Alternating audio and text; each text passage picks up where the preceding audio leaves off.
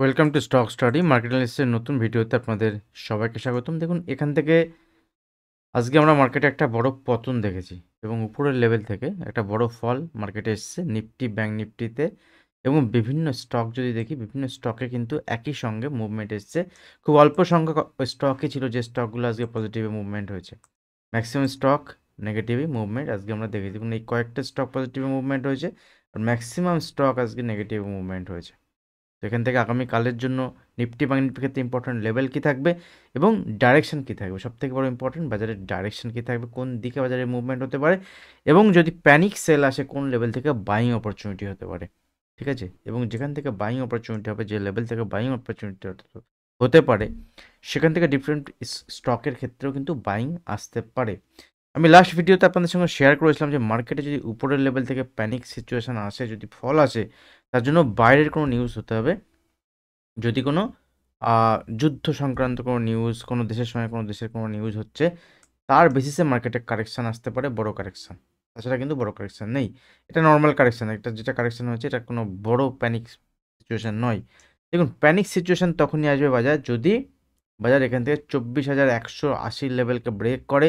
24,150 থেকে 24,100 লেভেল যদি বাজার আসে এই লেভেলের কাছে, সেখানে কিন্তু সেলিং সাইডে আমি প্ল্যান করবো না। সেখানে আমি 24,150 থেকে 24,100 লেভেল যদি বাজার আসে, সেই লেভেলে এলে বাজারে আমি বাইং সাইডে প্ল্যান করব। যদি এখানে বাজার সাস্টেন করার পরে উপরের দিকে মুভমেন্ট হয়, যদি এখানে প্রাইস রেঞ্জ বানানোর পরে উপরের দিকে মুভমেন্ট হয়, তো এখন যেখানে রয়েছে এখান থেকে ট্রেড প্ল্যান কী থাকবে, যেমন আগামীকাল যদি বাজার এখান থেকে 24,280 লেভেলকে ব্রেক করে, 24,280, ঠিক আছে, এই লেভেলকে যদি ব্রেক করে, ফ্ল্যাট ওপেন বা অল্প গ্যাপ আপ গ্যাপ ডাউন, মানে এই রেঞ্জের মধ্যে ওপেন হওয়ার পরে যদি এই লেভেলকে ব্রেক করে, নিচের দিকে এখান থেকে 100 থেকে 150 পয়েন্টের মুভমেন্ট মার্কেট দেখাতে পারে এবং সেক্ষেত্রে মার্কেটে 24,150 থেকে 24,100 লেভেল এখানে সাপোর্ট লেভেল হিসেবে কাজ করতে পারে। এটা অবজার্ভ করতে হবে এবং যদি আপনি অ্যানালিসিস করতে পারেন, সেক্ষেত্রে অ্যানালিসিস করার পরে এখানে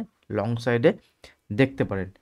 দেখুন এখান থেকে মার্কেটে উপরের দিকে যদি 100 পয়েন্ট, 150 পয়েন্ট, 200 পয়েন্টের ওখানে মুভমেন্টও হয়, সাপোজ বাজার এখন চলছে 24,320, বাজার যদি এখান থেকে 24,450, 24,500 কাছেও, 24,450, 500 কাছেও আসে, সেক্ষেত্রে সেলিং অপরচুনিটি খুঁজবো রেদার দ্যান বাইং। আমি লাস্ট ভিডিওতে আপনাদের সঙ্গে ডিসকাস করেছিলাম বাজার যদি এখান থেকে নিচে আসে, নর্মাল কারেকশান ছোটোখাটো হতে পারে, কিন্তু যদি বাজার 24,450 থেকে 24,500 লেভেলকে ব্রেক করে, 24,500 লেভেলকে ব্রেক করে, তাহলে কিন্তু বাজার এখানে নিচের দিকে এলে নিচের দিকে ফল আসতে পারে। এবং দেখুন এখান থেকে যদি দেখেন আপনি 150-200 পয়েন্টের মুভমেন্ট নিচের দিকে আমি দেখেছি আজকে, এবং এই সিচুয়েশনে যেখানে বাজার রয়েছে এখান থেকে কিন্তু মুভমেন্ট পজিটিভ সাইডে এলেও 24,450 থেকে 24,500 লেভেল আমার কাছে রেজিস্ট্যান্স লেভেল থাকবে আগামীকালের জন্য। এই লেভেলের কাছে এসে যদি বাজার এখানে রেঞ্জ বানানোর পর উপরের দিকে ফার্দার ব্রেকআউট হয় বা মুভমেন্ট হয়, সেক্ষেত্রে বাজারে উপরের দিকে 24,600-650 দেখাতে পারে। বাট লাস্ট ভিডিও তো যেমনটা আমি আপনাদের এখানে শেয়ার করেছিলাম যে বাজারে উপরের দিকে মুভমেন্ট হতে গেলে নিফটিতে যে ইম্পর্টেন্ট লেভেল থাকবে সেটা 24,800 থেকে 24,850, এই লেভেল যতক্ষণ না ব্রেক না করবে মার্কেট উপরের দিকে কিন্তু বাইং সাইডে অ্যাগ্রেসিভ প্ল্যান আমি করছি না।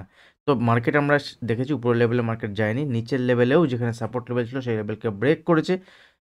সোমবার দিন মার্কেট এখানে হোল্ড করলেও মঙ্গলবারের দিন মার্কেট এখানে ফল হয়েছে এবং মার্কেটে আমরা দেখেছি এখান থেকে ক্রিটিক্যাল লেভেলের কাছে মার্কেট এসে দাঁড়িয়েছে। যে লেভেল আমি ডিসকাস করলাম এর বেসিসে ট্রেড প্ল্যান করব।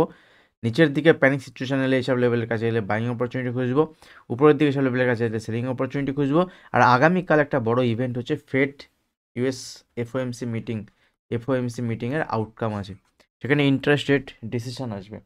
ইন্টারেস্ট রেট ডিসিশন ধরে নেওয়া হয়েছে যে 0.25% এখানে রেট কাট হতে পারে।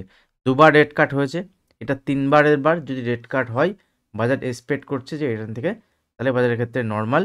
বাজারে যদি আমরা দেখি ইউএস মার্কেটের ডাউ জোন্সের ক্ষেত্রে স্পেশালি নিচের দিকে কারেকশান হচ্ছে, ফল হচ্ছে কয়েকদিন ধরে, এক সপ্তাহ বেশি হয়ে গেছে।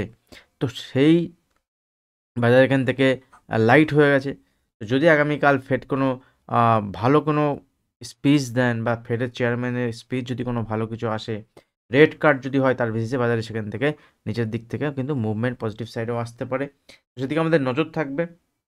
বা ওখান থেকে নিচের দিকে ফলও আসতে পারে, দুটো কন্ডিশনই সম্ভব। তো আগামীকাল কিন্তু তার আউটকাম আসবে রাত্রিবেলাতে, আর তার বেসিসে আমাদের মার্কেটে মুভমেন্ট হবে বৃহস্পতিবার। তো বৃহস্পতিবারের জন্য ওয়েট করব, আগামীকাল মার্কেটে এই লেভেলের বেসিসে ট্রেড প্ল্যান করব। আরেকটা ব্যাপার, আমাদের ইন্ডিয়ার দেখুন মার্কেটে ফল হয়েছে, অনেকে অনেক রকমভাবে আপনাকে বোঝাবে যে মার্কেটে এই কারণে ফল হয়েছে, ওই কারণে ফল হয়েছে, এসব কিচ্ছু নয়।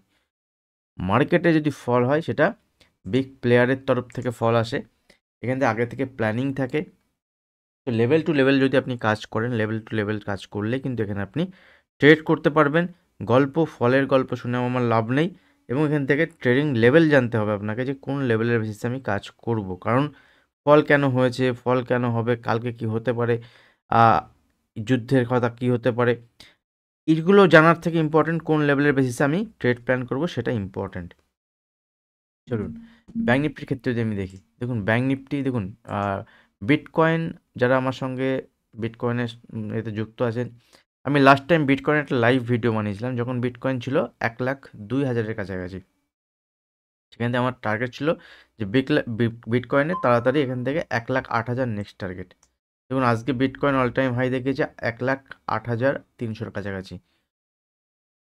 তো বিটকয়েনের কিন্তু ঠিকঠাকই মুভমেন্ট হচ্ছে, এবং বিটকয়েনের যদি আপনি চার্ট দেখেন, এটা 1 আওয়ারের চার্ট দেখুন, এখান থেকে এখনও পর্যন্ত আগামীকাল যেহেতু একটা ইভেন্ট আছে, ওই সব ইভেন্টের বেসিসে কিন্তু বিটকয়েনের মুভমেন্ট হয় এবং ভালো মুভমেন্ট হয়। তো এই লেভেলের কাছে আমি ডিসকাস করেছিলাম 1,02,000-এর কাছাকাছি, ওখান থেকে 1,08,000 টার্গেট আজকে দিয়েছে। পজিশনাল বেসিসে এখান থেকে বিটকয়েনের উপরের দিকে টার্গেট 1,15,000 পর্যন্ত হতে পারে, এবং এটা বেশি দিন লাগবে না, সব ঠিকঠাক থাকে।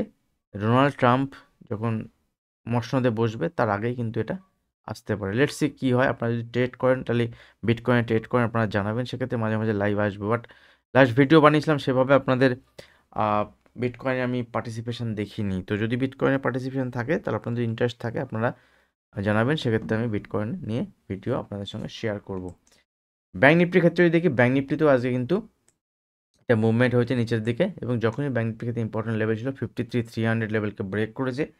ব্যাঙ্ক নিফটি এই লেভেলকে ব্রেক করার পরে এখান থেকে কিন্তু মুভমেন্ট নেগেটিভ সাইডে দিয়েছে। নিফটিতে যতটা শার্প মুভমেন্ট ছিল, ব্যাঙ্ক নিফটি অতটা খারাপ মুভমেন্ট নেই। ব্যাঙ্ক নিফটি কারণ নিচের লেভেলে এসে ব্যাঙ্ক নিফটি থেমে গেছিলো। তো ব্যাঙ্ক নিফটির ক্ষেত্রে আগামীকালের জন্য 52,700 লেভেল ইম্পর্টেন্ট থাকবে। এই লেভেলের যদি ব্রেক করে নিচের দিকে তাহলে 52,300 থেকে 52,300 থেকে 2,250 পর্যন্ত টার্গেট ব্যাঙ্ক নিফটি দেখাতে পারে। এই লেভেল যদি ব্রেক করে এই লেভেলেও ব্যাঙ্ক নিফটি আসবে, ঠিক আছে। যদি 52,650-700 লেভেলকে ব্রেক করে নিচের দিকে 52,250 থেকে 300 লেভেল পর্যন্ত ব্যাঙ্ক নিফটি আসবে, এবং এই লেভেলের কাছে এলে ব্যাঙ্ক নিফটিতে সেলিং নয়, রাদার দ্যান সেলিং আমি বাইং অপরচুনিটি দেখব, এবং এখানে ওয়েট করবো, কারণ এখানে সেল করার জায়গা ব্যাঙ্ক নিফটি নেই। তাহলে ওয়েট করতে হবে এফএমসি মিটিংয়ের আউটকাম কী আসে, ওখান থেকে ইউএস মার্কেটে কেমন মুভমেন্ট হয় তার বেসিসে দেখা যাবে। ওখান থেকে কিন্তু এই লেভেল যদি আসে ব্যাঙ্ক নিফটি, সেক্ষেত্রে আমি বিশেষ সেলিং সাইডে প্ল্যান করব না।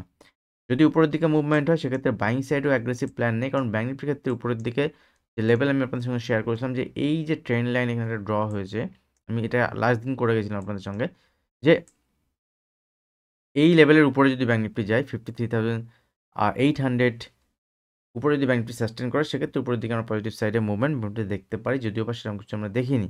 তো এখান থেকে যদি উপরে যায়, যদি যতক্ষণ না পর্যন্ত ব্যাঙ্ক নিফটি 53,400-450 লেভেলের উপরে সাস্টেন না করছে, বা 53,500 উপরে সাস্টেন না করছে, ততক্ষণ পর্যন্ত ব্যাঙ্ক নিফটিতে ভিউ সেল অন রাইজই থাকবে। এবং যদি নিচের লেভেলে আসে বাইং অপরচুনিটি হবে। যদি এখান থেকে ছোটোখাটো বাউন্স আসে 53,050, সেক্ষেত্রেও সেলিং অপরচুনিটি দেখব। বাট যদি এখানে কনসোলিডেশন হয়, যদি রেঞ্জ বানায়, সেক্ষেত্রে দেখা যাবে উপরের দিয়ে গেলে অ্যাগ্রেসিভ ট্রেড প্ল্যান করবো তখনই যদি 53,500 উপরে সাস্টেন করে। ক্লিয়ার? আদারওয়াইজ আগামীকালের জন্য ভিউ এখানে নিউট্রাল টু বিয়ারিশই থাকবে, কারণ এইটাকে কন্টিনিউ করতে পারে, এবং নিচের লেভেল থেকে কিন্তু বাইংও আসবে, নিচের লেভেল থেকে বাইংও আসতে পারে। স্টক যদি বলি ইন্টারডে ট্রেডিংয়ের জন্য, দেখুন কিছু স্টক আমি শেয়ার করেছিলাম লাস্ট আপনাদের, যদি মার্কেট এখান থেকে চলে সেক্ষেত্রে এফএমসি সেক্টরের স্টকের মুভমেন্ট আসতে পারে। তো এফএমসি স্টক এখনও চলেনি।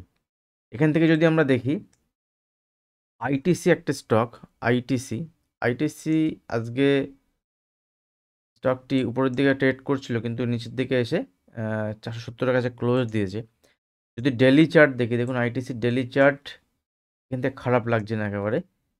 তো এখান থেকে একটা ডাবল বটম ফরমেশন করার চেষ্টা করছে, কারণ দেখুন এখান থেকে যখন আইটিসি ঠিক আছে, এখান থেকে যখন আইটিসি নিচে এসেছিল ডাউন ট্রেন্ড দেখুন ফার্স্ট টাইম এখান থেকে আইটিসি কিন্তু এই যে লোয়ার লো ফরমেশন যেটা চলছিল সেটাকে না করে এখানে একটা ডাবল বটম ফরমেশন দেওয়ার চেষ্টা করছে, এবং আইটিসি এখান থেকে যদি উপরের দিকে মুভমেন্ট হয় তো এই ডাবল বটম যেখানে এর লোকে swing trading purpose stop loss use করা যেতে পারে। কোনো বাইং সেলিং রিকমেন্ডেশন আমার থাকছে না।